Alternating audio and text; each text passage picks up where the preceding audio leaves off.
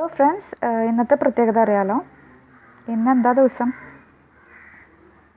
June 17, 2017 അല്ലേ? അതായത് Cochin metro നമ്മളുടെ പ്രധാനമന്ത്രി നരേന്ദ്രമോദിജി കേരളത്തിന് സമർപ്പിച്ചിരിക്കുകയാണ്. അപ്പോൾ അതിനോടനുബന്ധിച്ച് ആണ് ഞാൻ ഈ വീഡിയോ അപ്ലോഡ് ചെയ്യുന്നത്. And this video dedicated to metro man of India E Sreedharan. ലോകത്തിലെ ആദ്യ മെട്രോ റെയിൽവേ നിലവിൽ വന്നത് എവിടെയാണെന്നറിയോ? ലണ്ടനിലാണ് ആദ്യത്തെ മെട്രോ റെയിൽവേ നിലവിൽ വന്നത്. എന്നാൽ ഇന്ത്യയിൽ ആദ്യ മെട്രോ റെയിൽവേ വരുന്നത് കൽക്കട്ടയിലാണ്. അത് ഏകദേശം 33 കൊല്ലങ്ങൾക്ക് മുമ്പ് 1984 ഒക്ടോബർ 24 കൽക്കട്ടയിൽ വരുന്നത്.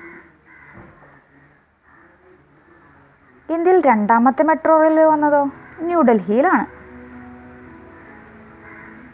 എന്നാൽ ദക്ഷിണേന്ത്യയിൽ ആദ്യത്തെ മെട്രോ റെയിൽവേ വരുന്നത് ബംഗളൂരു ആണ്, അതായത് നമ്മ മെട്രോ. ഇനി ബാംഗ്ലൂർ മെട്രോ ഉദ്ഘാടനം ചെയ്ത വർഷേ 2011 ഒക്ടോബർ 26 2011, ഏകദേശം 6 കൊല്ലങ്ങൾക്ക് മുമ്പാണ് നമ്മ മെട്രോ ഉദ്ഘാടനം ചെയ്യുന്നത്. ബാംഗ്ലൂർ മെട്രോ അറിയപ്പെടുന്നത് നമ്മ മെട്രോ എന്നാണ് കേട്ടോ. ബാംഗ്ലൂർ മെട്രോയുടെ നീളം 42.3 കിലോമീറ്ററാണ്. ഇനി വളരെ ഒരു പ്രധാനപ്പെട്ട ചോദ്യം, ഇന്ത്യയിൽ നിർമ്മിച്ച ആദ്യ മെട്രോ ട്രെയിനിൻ്റെ പേരെന്താണെന്നാണ്. മോവിയ എന്നാണ്. MOVIA, മോവിയ എന്നാണ്. ഇനി ഡൽഹി മെട്രോയുടെ ചെയർമാനായി പ്രവർത്തിച്ച മലയാളിയാണ് ഇ ശ്രീധരൻ. കൊങ്കൺ റെയിൽവേയുടെ പ്രധാന ശില്പി എന്ന് പറയുന്നത് ഇ ശ്രീധരനാണ്. കൊച്ചിൻ മെട്രോയുടെ മുഖ്യ ഉപദേഷ്ടാവ് ഇ ശ്രീധരനാണ് എങ്കിൽ കൊച്ചിൻ മെട്രോയുടെ മാനേജിംഗ് ഡയറക്ടർ ഏലിയാസ് ജോർജാണ്. ഇ ശ്രീധരനെ പറ്റിയിട്ട് നിങ്ങൾക്ക് അറിയായിരിക്കും അല്ലേ? വളരെ സിമ്പിളായിട്ടുള്ളൊരു മനുഷ്യനാണ്. അദ്ദേഹത്തിൻ്റെ ഒരു ലേഖനം മാതൃഭൂമി സപ്ലിമെൻറ്റിൽ കുറേ നാൾ മുമ്പ് വന്നിരുന്നു.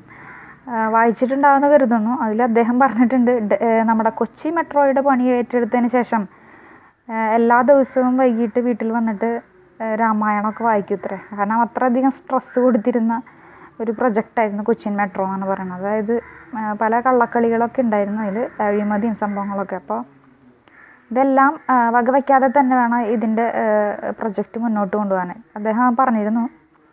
ഇപ്പോൾ മെട്രോ മാൻ ഓഫ് ഇന്ത്യ എന്ന പേരിൽ അറിയപ്പെടുന്ന ഈ ശ്രീധരനാണ്. കേരളത്തിൽ ആദ്യ മെട്രോ റെയിൽവേ നിലവിൽ വരുന്നത് കൊച്ചിയാണ്. അപ്പോൾ മെട്രോ റെയിൽവേ എന്ന് പറയുന്നത് എവിടെ നിന്ന് തൊട്ടിട്ട് എവിടെയാണെന്ന് വരെ അറിയാമല്ലോ എല്ലാവർക്കും. പാലാരിവട്ടം, ആലുവ, അത് അവിടെയാണ്. പാലാരിവട്ടം ടു ആലുവയാണ് വരുന്നത്. ഈ കൊച്ചി മെട്രോയുടെ കോച്ചുകൾ നിർമ്മിച്ചു നൽകുന്നത് ആന്ധ്രാപ്രദേശിലെ അൽസ്റ്റാം ഫാക്ടറിയാണ്. അതൊരു ഫ്രഞ്ച് കമ്പനിയാണ്. ആദ്യം കേരളം ആവശ്യപ്പെട്ടത് ജപ്പാനോടാണ്.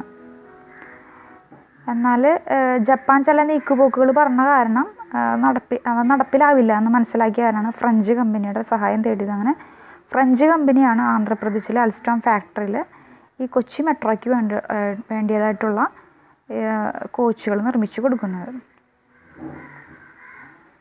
ഇനി ഇതൊന്നല്ലാത്ത മെട്രോ അല്ലാത്ത വേറൊരു ക്വസ്റ്റ്യൻ ഞാൻ പറയാം.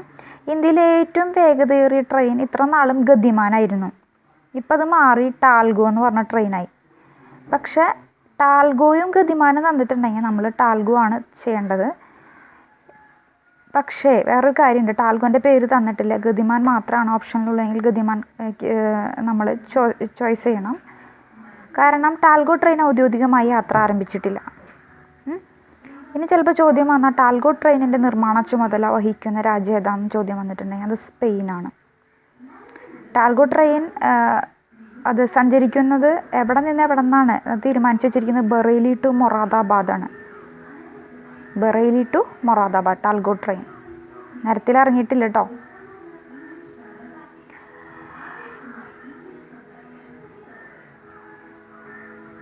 പക്ഷേ ഗതിമാൻ എക്സ്പ്രസ് അത് ആഗ്ര ടു ഡൽഹിയാണ്. Okay, thank U.